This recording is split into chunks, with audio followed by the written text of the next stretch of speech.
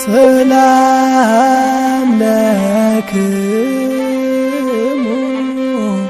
ጻድቃነ ዛቲ ሌት ኩልክሙ እድወንስ በበስማቲክሙ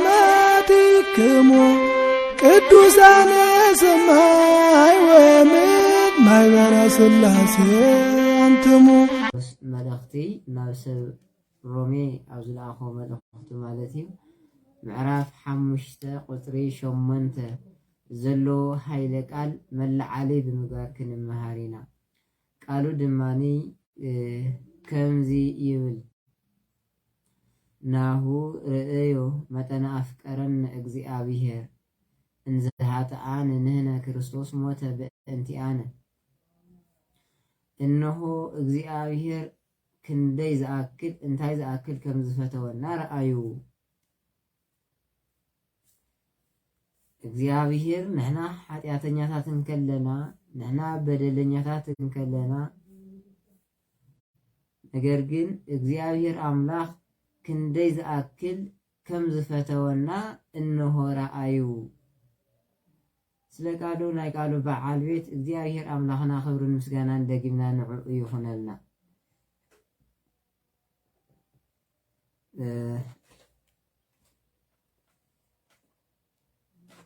ነዚ ቃል እዚ ዝተናገሮ ከምኡውን ዘቐመጠልና ሐዋርያ ቅዱስ ጳውሎስ እዩ።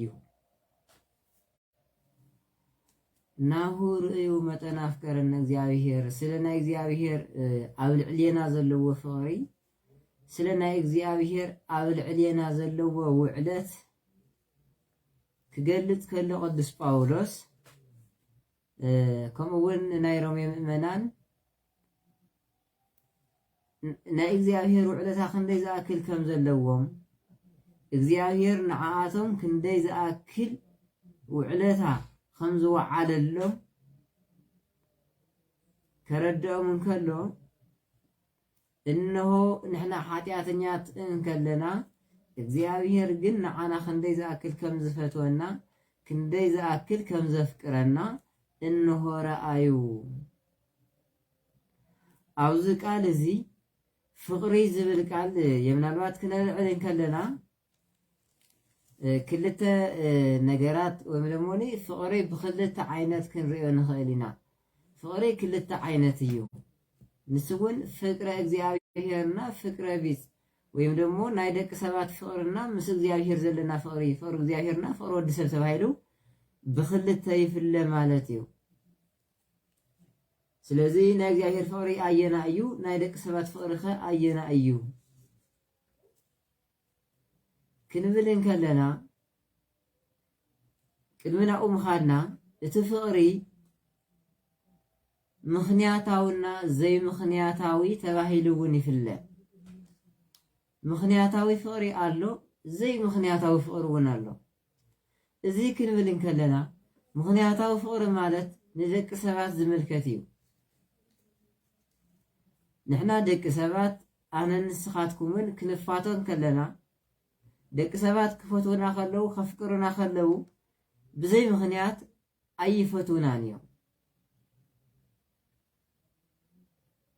ንሕና ደቂ ሰባት እንቀርቦም ከለና ወይም ደቂ ሰባት ንዓና ክቐርቡና ከለው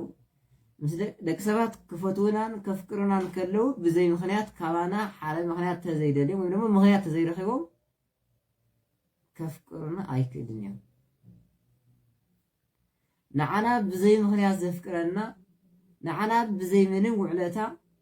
ዘፍቅረና መን እንድሕርና ወዲ ሰብ ዘይኮነ እግዚአብሔር ጥራይ እዩ። ስለዚ ፍቅሪ ብክልተ መልክዕ ምኽንያታዊ ፍቅርና ዘይምኽንያታዊ ፍቅሪ ሓደ ንዓይ ክፈትወኒ ከሎ ወይ ድማ ኣነ ክፈትዎ ከለኹ ሓደ ሰብ ደቂ ሰባት ንባዕልና ክንቀራረብና ክንፋቶ ከለና ብምኽንያት እዩ። ብምኽንያት ኢና ንቀራረብ፣ ብምኽንያት ኢና ንፈቃቀር። የምናልባት ናፍቲ ሓደ ሰብ ክንቀርብ ከለና ካብኡ ንደልዮ ነገር ክህልወና ይኽእል፣ نفتح عن تنقرب كلنا ونكأنا دلي نجر كلنا يخيل كم ولك اتسبون نوانا خقرب كله كوانا زدلي نجر سلزل وترايب انبر بزي مخنيات أمويدا سب كفات خاي يخيلني يمنا الوقت إذا يرجع عدلهم حدا كله يخيل يوم نجر جن أودك سبع زل فقر جن أب مخنيات زتترأسه مخنيات زتجوز فقري يوم كاوزي وسائقين اتوزي مخنياتاو فقري اتوزي مخنياتاو فقري خلل كلنا جن نسو نا إجزاء فقري إجزاء أوانا زلوا فقري إجزاء أملاخ نعنا زفكرنا إجزاء أملاخ نعنا زفتونا كوانا زرخو نجر سلزلوا يكونن كوانا زدليو نجر سلزلوا يكونن انت هيدا بزي مخنيات بكا فطورو سلزخونا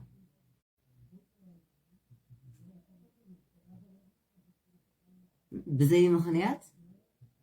منم كوانا وعلت كيدليه كوانا واغا خيدليه زفكرنا حدا እግዚአብሔር እዩ ናቱ መግለጽ ዝኾነና ደሞኒ ክሪዮይና ማለት እዩ እግዚአብሔር አምላክ ንዓና ፎቲው እንታይ ገይሩልና ፍቅሩ ብዘይ ምክንያት ካው ኮነ ብዘይ ምክንያት አፍቂሩ እንታይ ገበረና ክንብል እንከለና ኣብ ዮሐንስ ወንጌል ምዕራፍ 3 ቁጥሪ 16 ጀሚርና ከነንብብ ከለና ከምዚ ዝብል ኃይለ ቃል ንረክብ ኩሉ ብኡ ዝኣምን ናይ ዘለዓለም ህይወት ምእንቲ ክረክብ እምበር ከይጠፍእስ እግዚአብሔር ንሓደ ወዱ ቤዛ ገይሩ ክሳዕ ዝህብ ክንድዙይ ንዓለም ኣፍቀሮ እግዚአብሔር አምላክ ንሕና ምንም ከይውዓልና ማለት እዩ ንሱ ብኡ ዝኣምን ብሽም ወዲ እግዚአብሔር ዝኣምን ኩሉ ምእንቲ ክድሕን ደኣምበር ንኸይጠፍእሲ እግዚአብሔር ንዓለም ክንድዙ ይፈተዎ ኣፍቀሮ ብዘይ ምንም ኣፍቂሩ እንታይ ገበረና ክንብል ከለና ግን መጀመርያ ካብ መጀመርያ ጀሚሩ ክንርኢ ከለና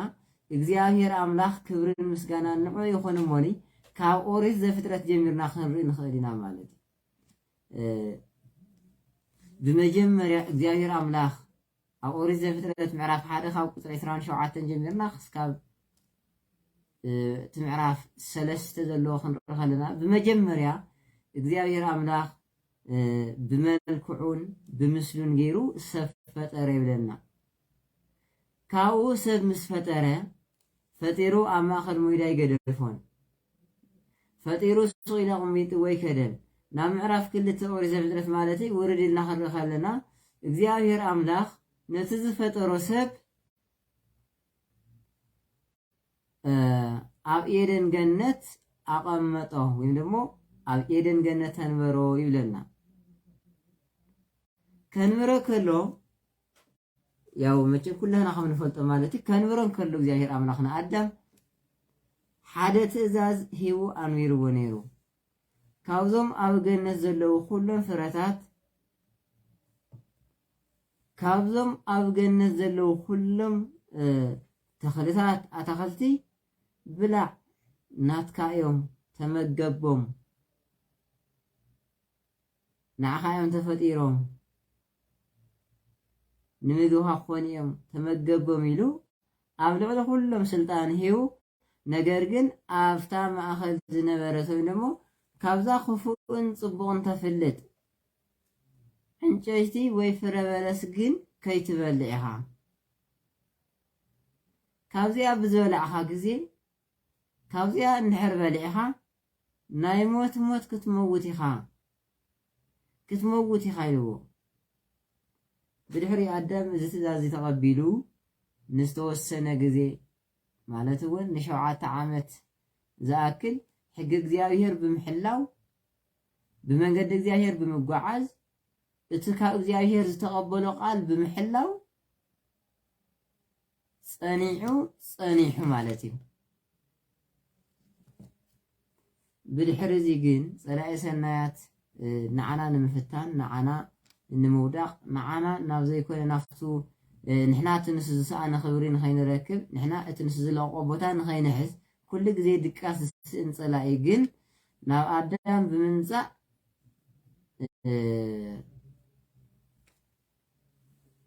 نادم كابينا نخيت بلع حت خلك الكاب مبال نبع الآدم زي كنا سبكت كتجميرو بالحريو أبونا آدم نادينا حيوان إزو زي كنا سبكت إزو زي كنا ناي شيطان نجر بمسمع خافتو كي تبلعو واستبالو كافتو كي تقربوه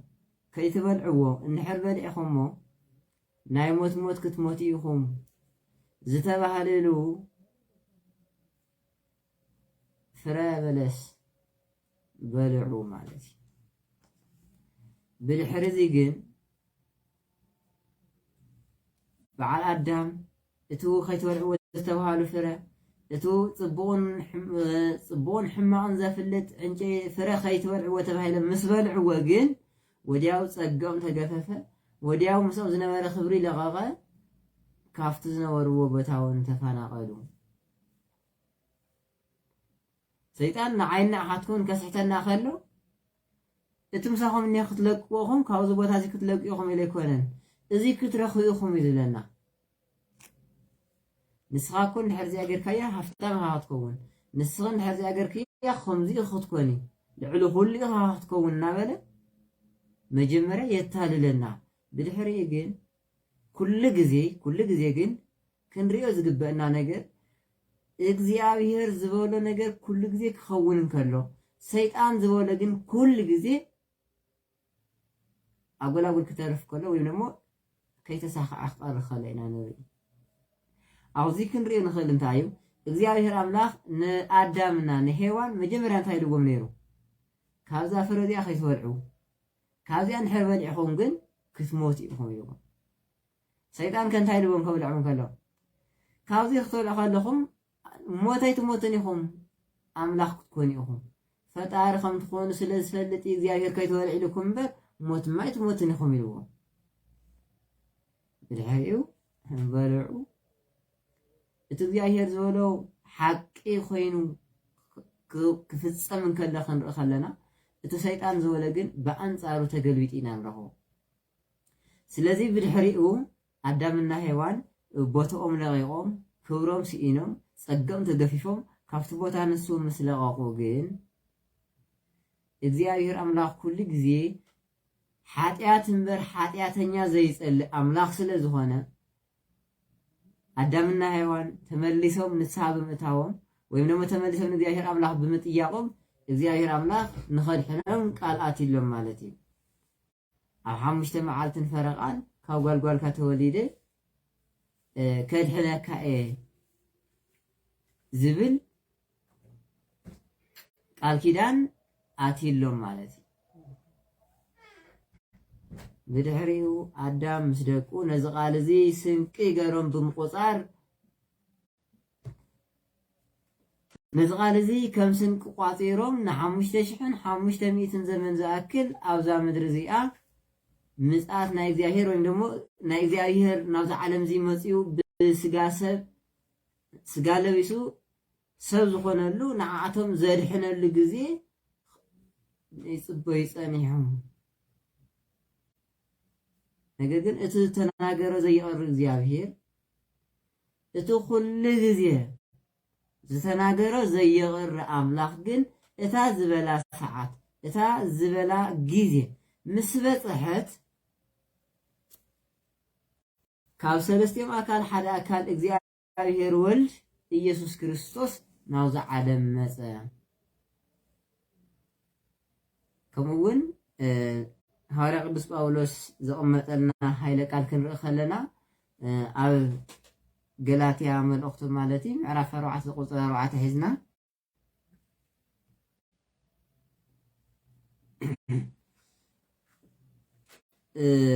ስለ ናይ ጎይታና መድኃኒና ኢየሱስ ክርስቶስ ናብዛ ዓለም ምምጻእ ስለ ናይ ጎይታና መድኃኒና ኢየሱስ ክርስቶስ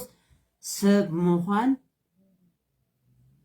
حواري قدس باولوس كناجر كله نال سب جلاتيا أبزلا خو ملخت مالتي معرف أروعته أو قصري أروعته هيزو كم زيو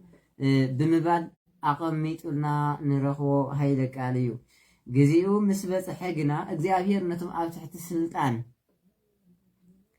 ነቶም ኣብ ትሕቲ ስልጣን ሕጊ ዝነበሩ ምእንቲ خبزهم ምእንቲ ኸድሕኖም ንሕና እውን ናይ ወልድነት ስልጣን ምእንቲ ክንረክብ ንወዱ ለኣኾ ንሕና ናይ ወልድነት ስልጣን ምእንቲ ክንረክብ ንወዱ ለኣኾ ካብ ሰበይቲ እውን ተወለደ ንሕጊ እውን ተኣዛዝ ኾነ እግዚአብሔር አምላክ እታ ንአዳም ዝኣተወሉ ቃል ኪዳን እታ ንሱ ናብዚ ዓለም መፅኡ ፍጹም አምላክ ፍጹም ሰብ ዝኾነላ ግዜ ምስ በፅሐት መፅኡ ካብ ሰበይቲ ተወለደ ካብ ድንግል ማርያም ተወለደ ማለት እዩ ናብዚ ዓለም መፅኡ ድማ ብምምፅኡ ጥራይ ዘይኮነ ናብዚ ዓለም እዚ ብምምፃእ እቱ ዘይ ምክንያታዊ ፍቅር ዝበልክዎ መጀመርያ እዚ እዩ እግዚአብሔር ወልድ ኢየሱስ ክርስቶስ ናብዚ ዓለም እዚ መፅኡ ብሓፂር ቁመት ብፀቢብ ደረት ተወሲኑ ንሃና ስጋ ንሃና ሞት ዝሰማምዖ ጥሜት ዝሰማምዖ ፅሜት ዝሰማምዖ ድኻም ዝሰማምዖ ኩሉ ብሓፂሩ ሞት ሽግር ፈተና ዝሰማምዖ ናህና ናይ አዳም ስጋ ተዋሂዱ ወይም ደግሞ ተዋሃደ ማለት እዩ ትግዚ መስለጽ ተዋሂዱ ከዓ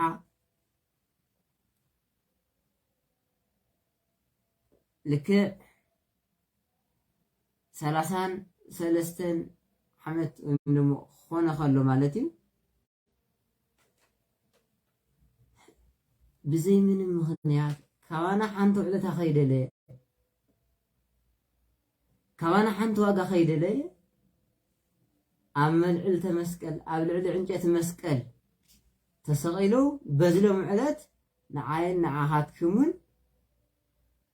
ትስኢናዮ ዝነበርና ክብሪ እቲ ተገፊፍናዮ ዝነበርና ፀጋ መሊሱልና ማለት እዩ ስለዚ ሐዋርያ ቅዱስ ጳውሎስ ነዚ ዕለት ኣዝዩ ክገልጽ እንከሎ ናይ ሮሜ ምእመናን ክመኽሮም ክነግሮም እንከልታልዎም እስኪ እግዚአብሔር ንሕና ኃጢአተኛታት እናሃለና ንሕና ኃጢአተኛታት እናሃለና ነገር ግን እግዚአብሔር ታይ ዝኣክል ከም ዝፈተወና ረአዩ እንሆ ረአዩ ትክክል እዩ ናይ እግዚአብሔር አምላክ ውዕለታ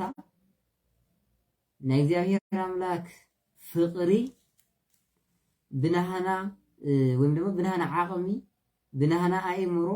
ብናህና ፍልጠት ብናህና ዓቅሚ ብሓፂሩ ዝልክዕ ኣይኮነን ዋጋ ከየድለዮ ምክንያት ከየድለዮ ካባና ንእሽተይ ነገር ኳ ክረክብ እየ ከይበለ ነገር ግን ንዓና ክርክብ ንባዕሉ ካባና ዋጋ ክረክብ ዘይኮነሲ ንዓና ዋጋ ንክህብ ንሱ ዋጋ ክረክበሉ ኮይኮነ ናብ ዕንጨት መስቀል ተሰቂሉ የምናልባት ንሕና መከራ ተረኸብና ዋጋ ንክንረክብ እዩ ንሕና ፈተና ተበፅሓና ካብ እግዚአብሔር ታይ ንምርካብ እንድሕር ኢልና ዋጋ ንምርካብ እዩ ህይወት ንምርካብ እዩ እግዚአብሔር አምላክ ግን ንዓይን ንዓኻትክሙን ዝወዓለ ውዕለት ግን ዋጋ ካባና ክረክብ ዘይኮነ ካባና ምክንያት ንክረክብ ዘይኮነሲ ንዓይን ንዓኻትክሙን ዋጋ ንክህብ እቲ ስኢናዮ ዝነበርና ፀጋ እቲ ስኢናዮ ዝነበርና ክብሪ ንኽምልሰልና ኣብ ዕንጨይቲ መስቀል ተሰቂሉ ፍጹም አምላክ ፍጹም ሰብ እንትኸውን ንዓና ዋጋና ንኽምልስ ስለዚ ካብዚ ንሪኦ እውን ንእሽተይ ነገር ወይም ድማ ናብ ዕለት እናሓሰብና ግን ኩሉ ግዜ ትናቱ መከራ ኩሉ ግዜ ትናቱ ሽግር كل جزء اتنس زرخون عنا خبل فتنا إن حسبنا جن نعقوب بزحجوس من جدي بتنس ذهبنا من جدي بتنس زمرحنا جودنا كنجوا عازي جبنا كنجوا عازي جبنا إحنا جن منم وعلى هذا اللي نمثل حدا زي في الله كم دلتنا خلنا بركلنا منم واقعت خفلنا أي مثلنا لي نقدر هارا بس باولوس أستفعل عليه بتأعميت النايو نسخهم بواقعهم تجزئهم أنا نسخاتكم نستجز أنا يو بواقعيو اتواقع خنتايو بوركن ببرورن أيكوننا تعديقنا قويتانا مرحانا إيسوس كريستوس أو كرانيو أو إنجيت مسكالوتي بدوم يعديقنا كدوس سقوه بمقراس كور دوم بمفساس بخور دوم يعديقنا بقرشي بورك كنا تعديقنا سلازي كندوزي زاكل واقع بزخندوزي زاكل واقع تعديقنا نهالنا جن سورنتنا ناي عالم باريخ خنقبرا أي قبنانيو عالم كنا نبر اللامبر عالم أول علينا خطنا نبر أي قبانيو نحنا بزا عالم زي نخن نبر اللامبر نحنا نزع عالم زيا جزاخن سرح اللامبر عالم أوانا جزاخ سرحي والله سلازي نحنا أول رسعتي وعلتاكم كون يبلان انكو عايزو وعلتا هذه يكونني مسدك سبات يكون مسمح حازوتنا يكون زتوعى عنا يوعل انكوان كنرسع عيقبئنا إننا إذا يهيرو علتا أوانا زلوه ساوكن دزي كسكاب موت سوكو تفكركا انت هاوك كون كافت زلو وغنسي زبكا اقزياو هير أملاق جن هيوتي هونا نعين نعاهاتكم هيوتو سلازي نحنا أول تأمن تخنكون يقبئنا مثل ديار أملاخ نعانا انتاي أكل فقري انتاي أكل وعلتا خمزة لو وعوانا ونكن فلت يقبئنا اندحر ذا وعلتا فلتنا اندحر ناتو فقري أوانا خندز أكل فقري خمزة لو اندحر تردينا إيناون بتمن قد خنقو عاز نخيل اندحر نسو تردينا إيناون بتنها تقال خنقو عازن كنبر نخيل سلازي እግዚአብሔር አምላክ ንዓይና አኻትኩም ዝተሻየጠና ብቅርሺ ብወርቂ ብብሩር አይኮነን ብደሙ እዩ ዓዲጉና በዓልትና ምስተሸጥና ኮዩ ስለዚ ነዚ ብደሙ ዝዓደገና አምላክ ነዙ ኣብ ዕንጨይቲ መስቀል ተሰቂሉ ዝተሻየጠና ጎይታ زحزن زي كوناسي زحقو السراح نخنسرح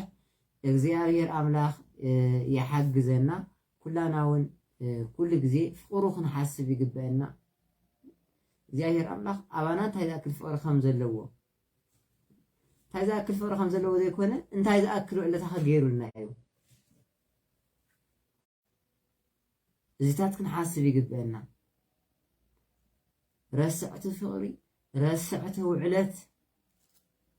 وعلتها ناي እግዚአብሔር نزنقع وعلتها ناي دق سبات نزنقع خنكون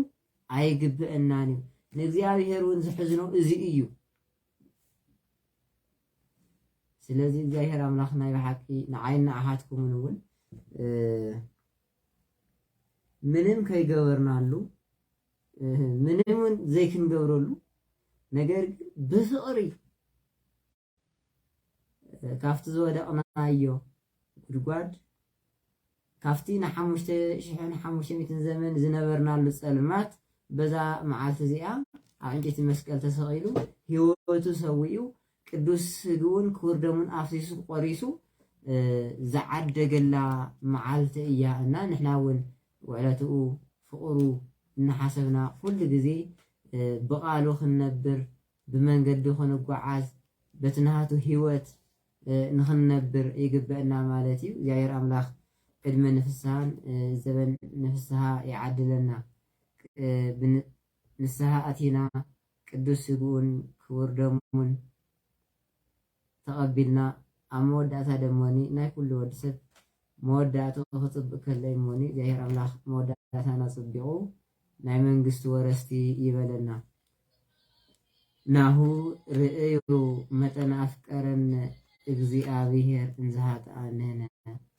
እነሆ ኃጢአተኛታትን ከለና እግዚአብሔር አምላክ ክንደይ ዘአክል ከም ዝፈተወና